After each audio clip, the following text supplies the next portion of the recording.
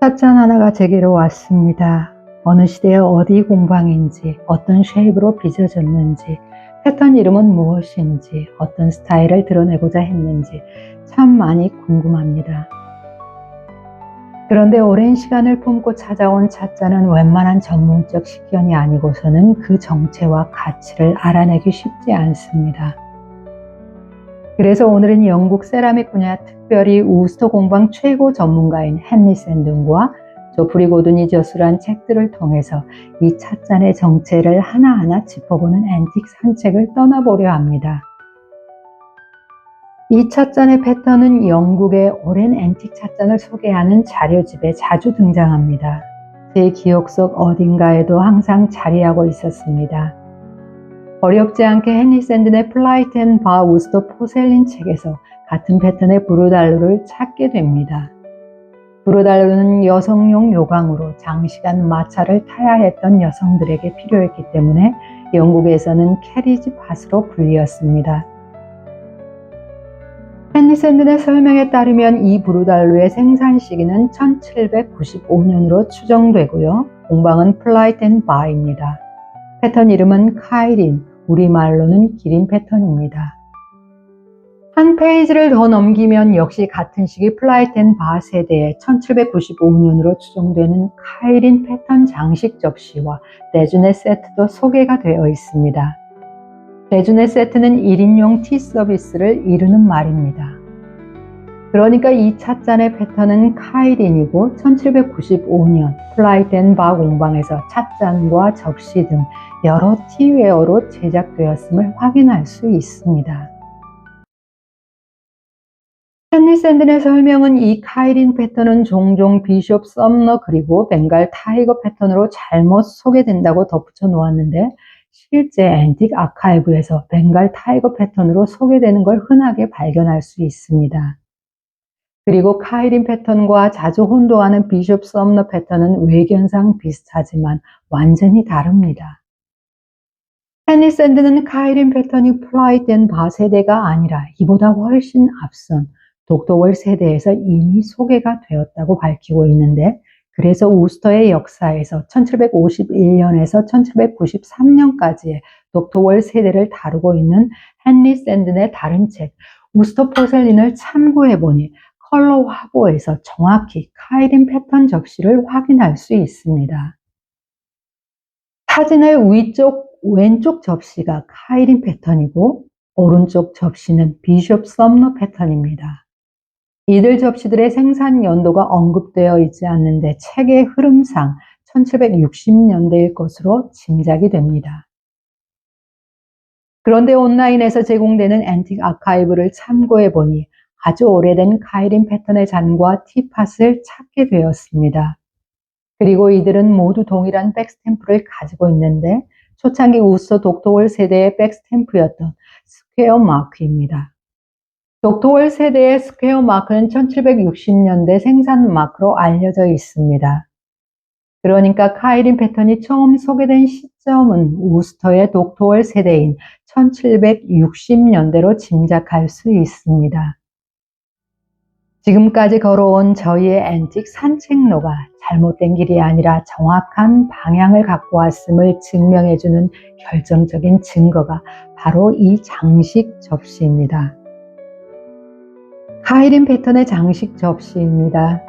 핸드페인팅이 아니라 전사로 패턴이 입혀져 있어서 훨씬 이후 세대에 생산된 걸로 보입니다. 접시 뒷면을 보니 이에 대한 정보가 정확하게 언급이 되어 있습니다. 중앙에 로얄 우스터 백스탬프인 크라운 서클 마크 보이고요. 그 아래에 1978년 이 접시의 생산 연도가 보입니다. 이 접시에 입혀진 패턴은 로얄 우스터의 다이슨 페리슨 박물관과 공방이 가지고 있는 자료집에서 가져온 더 콜렉터스 시리즈 중 시누아 줄이 네 번째 패턴입니다. 1978년 로얄 우스터에서 200년을 소급해서 전사로 재현하여 만점을 한정 제작했습니다. 패턴 이름은 더 카이린 패턴으로 서카 1765년 표기되어 있는데 이 패턴이 첫 소개된 연도를 의미하겠지요. 공방의 패턴북 등 여러 자료의 근거를 두고 밝힌 내용이기 때문에 이 패턴에 대한 역사적 사실이 가장 정확한 정보가 되겠습니다. 결국 이 찻잔의 패턴 이름은 카이린이고 1765년경 우스터의 독도월 세대에 처음 소개가 되었고 이후 플라이트 앤 바 세대인 1795년까지도 단종되지 않고 계속 생산되며 인기를 얻었던 패턴인 것입니다. 그럼 이 찻잔의 백스텝을 통해 어느 시대의 공방에서 생산된 것인지 확인해 보겠습니다. 1760년대 우스터의 독토월 세대 찻잔일까요? 아니면 1790년대 플라이트 앤 바 세대일까요? 무척 궁금한데요. 찻잔에 아무런 마크나 코드가 없습니다. 이렇게 앤틱 찻잔의 백스탬프나 관련 정보가 보이지 않으면 무척 당황스러운데요. 부지런히 탐색하고 흔적을 더듬다 보면 길이 보이기 마련입니다. 찻잔은 티잔과 커피잔 그리고 소스로 구성된 트리오입니다. 이런 트리오 구성은 18세기 후반에서 19세기 전반기 영국 리젠시 시대를 중심으로 크게 유행했었습니다.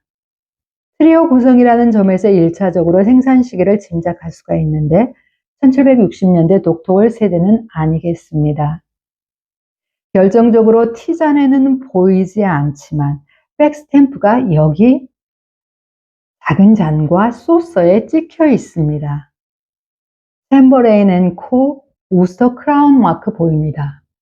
챔버레인 앤 코라는 마크는 1840년 플라이트 바 앤 바 공방이 또 다른 우스터의 포셀린 공방으로 경쟁 관계에 있었던 챔버레인과 합병한 후 공방 이름을 챔버레인 앤 코로 변경한 후에 소개된 마크입니다.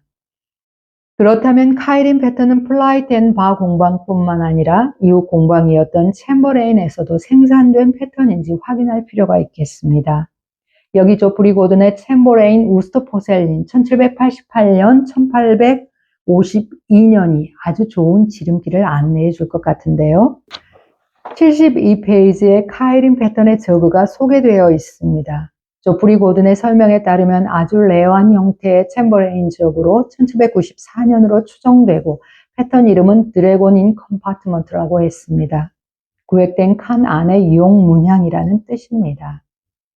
여기 같은 패턴의 트리오가 있는데 살펴보니 작은 찻잔의 뒷면에 숫자 75가 적혀 있습니다. 백스탬프가 없는 앤틱 찻잔의 경우 이렇게 패턴 넘버가 적혀 있는 경우가 있는데 그렇다면 패턴 넘버 75의 패턴 이름은 무엇일까요? 조프리 고든의 책 82페이지에 등장한 티팟에 대한 설명에서 그 해답을 찾을 수 있습니다. 페인트된 패턴은 당시 유행한 드래곤 인 컴파트먼트 디자인이고 넘버 75로 공방 패턴 리스트에 등록되어 있습니다. 챔버레인 공방의 드래곤 인 컴파트먼트의 패턴은 넘버 75로 패턴북에 공식 등록이 되어 있는 걸 마침내 확인하게 되었습니다. 챔버레인 공방의 드래곤 인 컴파트먼트 패턴은 독토월 세대에서 처음 소개하고 이후 플라이트 앤 바 공방이 생산을 이어온 카이린 패턴과 정확하게 동일합니다. 단지 붙여놓은 패턴 이름만 다를 뿐입니다. 결국 이를 정리해보면 이 찻잔의 패턴은 1765년 우스터 공방 독토월 세대에서 처음 소개되고 플라이트 앤 바 세대에서는 카이린으로 챔버레인 공방에서는 패턴 넘버 75 드래곤 인 컴파트먼트로 서로 다르게 이름을 붙여 놓았습니다.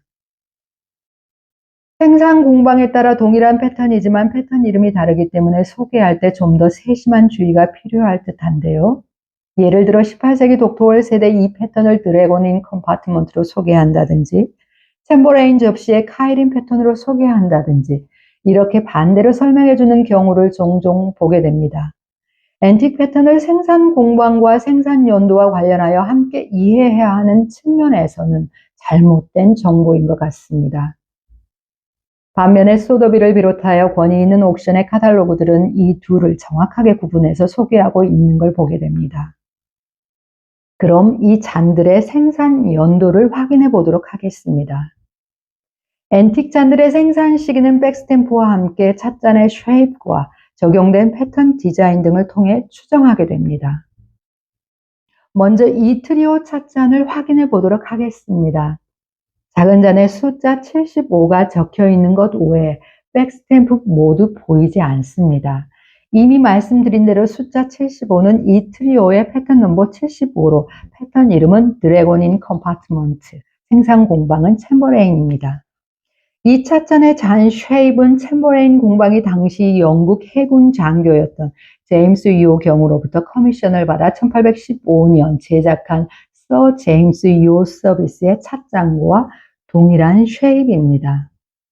브렉퍼스트, 티, 그리고 디저트 서비스로 구성된 서 제임스 유호 서비스는 챔버레인 공방의 역사에서 분기점이 될 만큼 중요한 역사적 의미를 지닙니다. 단 아래쪽에서 위로 올라가면 마우스가 펼쳐지는 플레어드 쉐입으로 고대 그리스의 종 모양의 캠파나 베이스 쉐입을 빌려왔습니다. 캠파나 베이스 쉐입은 1810년에서 20년대 프랑스 엠파이어 찻잔에서 유행합니다. 핸들은 원형 루프 쉐입인데 핸들 안쪽에 C자형 스크롤이 위아래로 서로 만나면서 두 개의 돌기를 이루었습니다. 챔버레인과 같은 리젠시 시대 공방이었던 웨일즈의 난가우 공방의 유명한 키드니 쉐입 핸들이 연상되기도 하고 손 하트 모양을 떠올릴 수도 있겠습니다. 챔버레인 패턴북에서는 이런 잔 쉐입을 바든 쉐입으로 밝히고 있습니다. 바든 쉐입은 1815년 서 제임스 유호 서비스에 처음 등장해서 1820년까지 생산된 것으로 보입니다. 따라서 이 트리오의 생산 연도는 1815년 이후에서 1820년까지로 보면 정확할 듯합니다. 그럼 장식미가 좀 더 화려한 이 트리오의 생산 연도는 언제일까요? 세 가지 정보를 통해 확인할 수가 있는데요. 먼저 백스탬프 확인해 보니 작은 잔과 소스에 챔버레인 앤 코 우스터, 그리고 그 아래에 155 뉴 본드 스트리트 앤 넘버 1 코벤트 스트리트 런던 이렇게 적혀 있습니다. 챔버레인 앤 코 우스터 마크는 1840년 바플라이트 바 공방과 챔버레인이 합병한 이후에 공방 이름을 챔버레인 앤 코로 새로 바꾼 다음에 등장합니다. 그러니까 이 트리오의 생산 연도는 1840년 이후이겠습니다. 두 번째 정보는 챔버레인은 합병 전부터 런던 여러 곳에 쇼룸을 운영하고 있어서 그곳에서 전시 판매 목적으로 생산되는 아이템에 한해서 해당 쇼룸 주소를 백스탬프에 남겨놓았는데요. 그래서 쇼룸이 운영되었던 시기를 확인해 보면 납품된 찻잔의 생산 시기를 추정할 수가 있습니다. 이 찻잔 백스탬프에는 두 곳의 런던 쇼룸 주소가 적혀 있는데요. 155 뉴 본드 스트리트, 쇼룸은 1816년 7월에 개장하여 1845년 12월에 문을 닫았고요. 넘버 1 코벤트리 스트리트 쇼룸은 1840년에 개장해서 1844년 12월에 문을 닫았으니 백스탬프에 이 두 쇼룸 주소가 같이 등장하는 걸 보면 두 쇼룸이 같이 활동한 시기는 1840년에서 1844년이 됩니다. 따라서 이 트리오는 1840년에서 1844년 사이에 생산되어 런던의 두 군데 쇼룸에서 전시 판매가 되었음을 확인할 수 있습니다. 세 번째 힌트도 이를 뒷받침해주고 있는데요. 이 잔의 쉐입과 관련된 정보입니다. 잔과 접시 엣지 보더에 이렇게 오돌오돌 튀어 올라온 양각 릴리프 데코를 가드룬드 장식이라고 하지요. 그런데 패턴북을 참고해 보면 챔버레인은 아주 다양한 형태의 가드룬드 데코를 선보였습니다. 비슷하게 보이지만 조금씩 차이가 나고 붙여진 명칭도 서로 다릅니다. 이 찻잔은 바든 가드룬 장식입니다. 아주 많은 곳에서 이 찻잔의 쉐입을 뉴 가드룬 트루네라고 소개하고 있지만 챔버레인 공방의 패턴북은 그렇게 언급되어 있지 않습니다. 사실 뉴 가드룬 트루네라는 이름은 공방 패턴북에 등장하지 않는 용어로 아마도 누군가에 의해 잘못 정리되었지만 이미 너무 많이 퍼져 있어서 틀린 채로 고착되어 버린 듯합니다. 데코 전문 공방으로 챔버레인은 프랑스 공방에서 무패턴 블랭크 자기를 가져와 핸드 페인팅과 길딩으로 장식을 완성했었습니다. 그래서 조프리 고드는 이런 잔들이 프랑스풍을 따르는 프렌치 스타일이라고 밝힙니다. 하지만 이 찻잔의 핸들은 챔버레인의 독창적인 쉐입으로 마치 부채를 펼쳐놓은 듯합니다. 이 핸들 쉐입에 대한 정확한 명칭은 언급되어 있지 않지만 1820년경에 처음 등장해서 1840년대까지 생산되었다고 밝혀놓고 있습니다. 지금까지 살펴본 정보들을 종합해보면 이 트리오의 생산 연도는 공방이 합병한 연도인 1840년 이후이고 런던의 두 개의 쇼룸이 같이 운영되었던 1840년에서 1844년 사이이며 독특한 잔 핸들이 적용된 이 잔이 1820년에 처음 등장해서 1840년대까지 생산되었으니 분명 1840년대 초반에 생산된 것으로 최종 확인할 수가 있습니다. 앤틱 찻잔과의 만남은 마치 앤틱의 숲을 걷는 것 같습니다. 가끔 헤매다가 길을 잃기도 하지만 숨겨진 길을 발견하면서 거대한 숲의 모습이 하나하나 밝혀집니다. 영상이 너무 길어져서 이 찻잔의 패턴과 스타일에 대한 감상을 마저 드리지 못했는데요. 대신 감상의 몫을 이웃님들에게 남겨두도록 하겠습니다. 감사합니다.